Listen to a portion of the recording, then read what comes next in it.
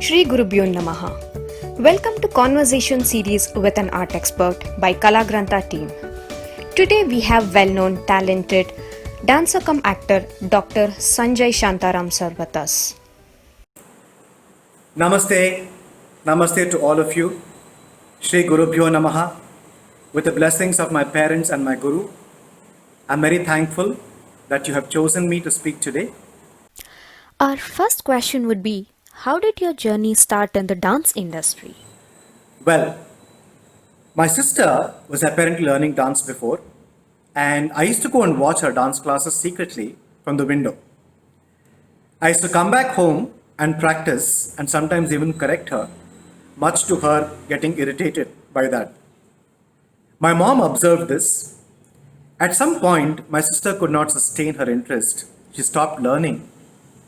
And my mother asked me, would you like to continue? Because my mother was disappointed.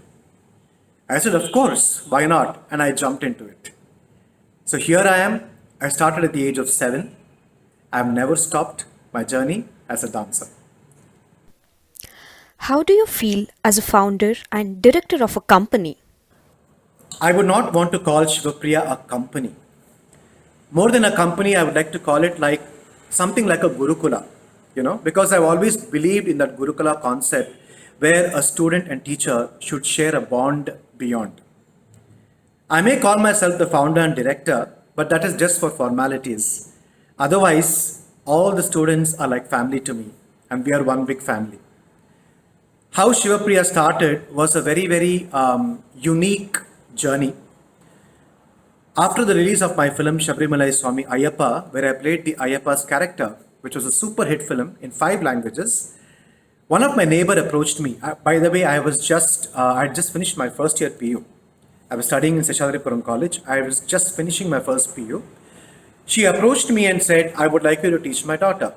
And I ignored her. I laughed at her and told her I'm not even ready for it. But she wouldn't give up. She chased me for a long time. And then I said, okay, just one girl, so what?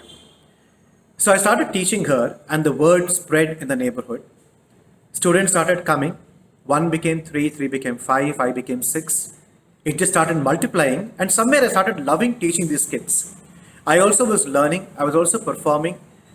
At the same time, teaching corrected me in so many ways. I started seeing my mistakes in them. I started correcting myself. My homework to dance and learn became more tougher and stronger. I thought this journey should continue. I should not stop it. And today Shivapriya has finished 30 years, 30 long years. I'm running it. I've trained more than 1,000 students, or maybe I've lost my track and count. Many of them are with me from the time of Shivapriya's inception. Some of them have been with me from 20 years, 15 years, and they've been a part of Shivapriya, part of my life. And a lot of the kids are always here, spending all their time after school, dancing, performing, and enjoying the process with me. So rather, I would not call it a company, but I would call it a very pious place, a Gurukula kind of a thing. How was different work experiences as classical dancer and actor? So when I when I started dancing, my father is a dentist, Dr. Sanjay. He had a lot of patients who were from the film industry, producers and directors. So there was this director and producer called Sri H.M.K. Murthy, who watched me dancing randomly to some film song. I don't remember which one. I was just 7 years old. So he just saw me dancing and said, my God, this boy is talented. I should cast him in my documentary. So my father said, if it's during the holidays, yes, he'll come. He'll shoot for you. It's fine. I don't even remember the shooting, how I just went in front of the camera and what happened. It just clicked for me. And that's how my journey as an actor started, child actor. So I can say dance got me into acting. So if at all, I got a lot of awards and a lot of appreciation in the television and cinema media, it is because of dance. Dance really honed my skills in abhinaya, in expression. It also taught me how to tame and control my expression. So acting expressions are different, being on stage is different. So I learned how to control and what a director wants in front of the camera and what my guru wants on stage. I learned how to project them and produce them on stage and screen. So I can say both complemented each other very well, and being a dancer worked to my advantage. Which art form gave you more satisfaction as an artist? Or both dancing and acting complement each other? Okay, let me say this about this question. I'm an actor, I'm a dancer, I'm also a vocalist, I sing. I also write, I'm a lyricist, and I choreograph. So, art has so many shades, has so many branches to it, and they all complement each other. You know, when they come together, it's a beautiful concoction, it's a beautiful cocktail to have. So, I cannot say I like dance better or I like acting better because they're like husband and wife. They complemented each other very beautifully in my life. Although I had to sacrifice my free time, I had to sacrifice my time, and either I was shooting or I was dancing or I was studying. So I never got the time to holiday as such. I don't regret it because today I feel so proud of myself. I feel complete as a person because I chose to do what I did and gave all my time to it in the best possible ways. So, like I already mentioned, dancing complemented my acting, and acting helped me a lot with my productions because all my productions are based on the Disney productions, and we do a lot of Broadway kind of productions where we use a lot of theater. So, my students are even theatrically strong other than dance. So, I can say I brought in the elements of acting into my dance also. So, they both complemented each other very well and worked for me worldwide. How easy or difficult it was for you to take classical art form as a career being a male? Okay, this is a very, very good question. Initially, I never did want to take up dance as a career. I was not sure, like any other confused teenager of my time or maybe even today, I was not sure what I wanted to do yet. So I was just going with the flow, and being a dentist happened default. Like I was doing my BSc, I was not interested, and my father asked me, "Would you like to do dentistry from tomorrow? The seat is open." And I just jumped into it. And yes, I loved doing the dentistry also. I did well in my course. But what I can say is when I chose dancing, I had to face a lot of hurdles.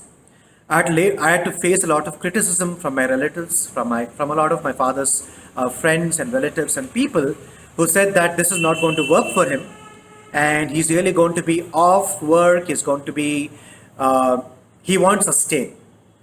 But I think if you believe in yourself and you believe that you can work hard to get where you want to, you can definitely excel in anything. It doesn't have to be dance itself. I think any job requires you to work hard to start hitting protocols. And that's exactly what happened in my life. What started off as a passion became my life, my profession. So today I don't regret. I'm very happy being a dancer. But yes, there is a lot of sacrifice. There's a lot of struggle because, anyways, in today's world, nothing is easy, right? You have to work hard for everything. So initially, my colleagues who are dancers did have a very difficult time, but becoming teachers enriched their life and made them stable. So maybe I took the right decision being a teacher at a very early stage, and I know if not anything, Shivapriya is going to support me, and I'm very happy I built Shivapriya. So you need to be confident in what you do. You should not give up in life easily, be it anything, dance, studies, education, anything. How are arts and artists valued around the world? Is it same in India? Well, when it comes to India, uh, what I can say is when it comes to India, it's rich. We are rich in our art and culture, but somewhere there is saturation, right? Because everybody, most of them are doing it today, and with the virtual things happening, it's becoming very, very commonly available for people. But I strongly believe, I've traveled 24 countries. I strongly believe that art, the dance forms, have not lost their charm outside. If you give it to them the right way, they will love it and they will call you again and again and again. I've seen that the audiences sustain more interest when I have gone and performed abroad, especially in the US and in the Australian country. And I've also seen that the enthusiasm to be a part of workshops, enthusiasm to participate in competitions for that certificate, all these things are much more abroad rather than in India, because in India, I think people find it a little more common, right? But yes, I see that the classical arts are getting more and more popular now in today's generation, because today's generation is more open to receiving the Western side and the Indian side of things, right? This is my opinion about it. If you could give advice to aspiring artists, what would it be? Okay, aspiring artists, if you want to take up dance as a passion, to just perform for your joy, your happiness, and whatever it is, then work towards not being judged. Enjoy the whole process. Whether you do it for a profession or for a passion, Riyaz, practice is very important. The practice process should never die. The learning process should never die. You should never say, I've learned it. You can be a young guru, you can be a popular dancer, an established dancer, no matter what you are. The learning process in art never dies. There is something new that is always coming up and coming up and coming up. That's why it's called the visual arts and creativity.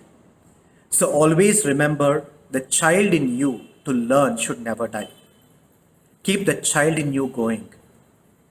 The child is what keeps the passion and the interest going, and also the attraction towards people. And always remember, don't give up. Okay, if you apply for a competition, you may win, you may lose twice, thrice. There's always a fourth and a fifth time for you to win. It's not about the prize. It's about how you feel when you look at yourself dancing even for 5 minutes. If you feel proud about looking at yourself dancing for 5 minutes, imagine the 500,000 people who watch you. They'll also be very proud of you and happy. This is my mantra, which I've always followed, be it acting or dancing. So always practice, keep practicing, believe in yourself, don't lose hope, okay? Don't give up. This is my thought for all the youngsters out there who want to take up dance as a passion or a profession. If you want to take it up as a profession, start planning for it. It cannot happen like this. Miracles do happen, but not in everybody's life. That's what I've seen. So be patient, start teaching, because teaching is important for you to sustain yourself. You should have a financial backup also, and perform. Not all performances give money. Some performances do give money. So the balance you have is there by teaching. So start teaching. You also learn. You spread the art also, and be confident about yourself. What are the momentary changes to do as artists to survive the crisis situation? It could be learning new habits or unlearning previous habits. Okay. One way I can say that the virus is detoxifying the earth. I'm sure all of you agree that we all kept running and running and running, right? We were all running in our own lives. We got so busy. We were disconnected from friends. We were disconnected from family. We were disconnected from ourselves. We were just running to be there in the race. So now we are getting time to introspect. We're getting time for ourselves. We're trying to understand where we stand and what we will be doing next. Otherwise, we would just go in the flow. So I would like you all to understand that the learning process, if you have stopped, has come back to you. Yes, like you asked in the question, learn something new. If you have not learned music and you're a dancer, start learning music too. Because being a dancer and a musician is very, very good for you. Music is very important for dance. If you're a serious dancer, learn even the Natvangam. Because when you sit as a guru, the Natvangam makes you the captain of the ship.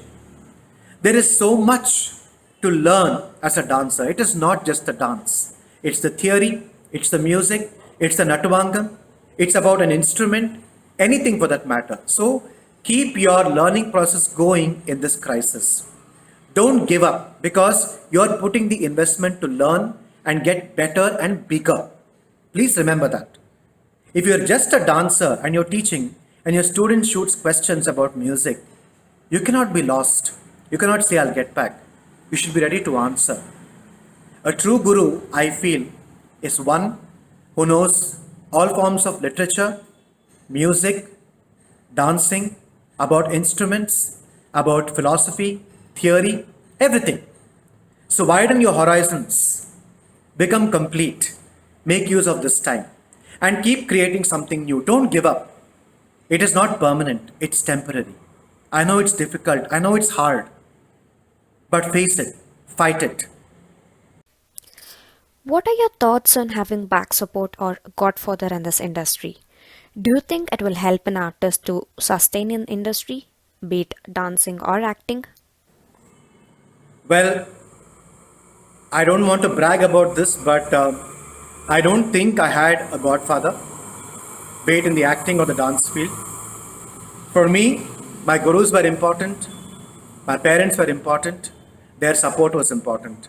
But somehow, most of the things which I got to learn was by being a guru myself. I believed in my guidance and my mentorship, but it is very important to have the right guide and mentor in your life to make sure you don't err, you don't go into the wrong path. Because a true mentor will guide you to have patience, to sustain, to keep learning, and will take you to the right path. But if the guide or the mentor is not right, they will show you instant success, instant happiness, which is not permanent, which is momentary, and you can just fall the same way. So, it is important to have a guide, it is important to have a mentor to take you in the path of success in a very patient, joyous, and happy way. That is my belief. What motivates you to continue creating and making you work? I can say I'm eccentric when it comes to creativity. Definitely, I cannot do the same thing for a month. When I say the same thing, if I have to do 3 dances for 1 month, I can go mad. I have to keep choreographing, I have to keep creating something new, and I have, unfortunately or fortunately, given that bug to my students also. They have to have something new always happening for them, and they learn with the same passion and interest though.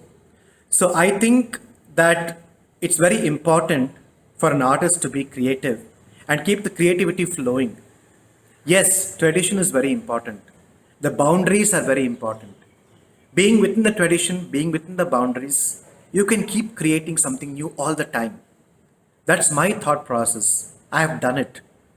And by God's grace, I have seen success. At the same time, if somebody is creating something new, let's not be judgmental. It's their thought process, it's their interest. They feel that they have a set of audience who will like them for their creativity. There are some people who love only tradition, so we should give them only tradition. Each person has their audiences. So let people live, let people enjoy the process. Let's not be judgmental. This is my advice and my thought about creativity. Thank you. On behalf of Kalagrantha, the Art Hub team, I would like to thank Dr. Sanjay Shantharam sir for making himself free and sharing his thoughts with all of us. Thank you so much, sir.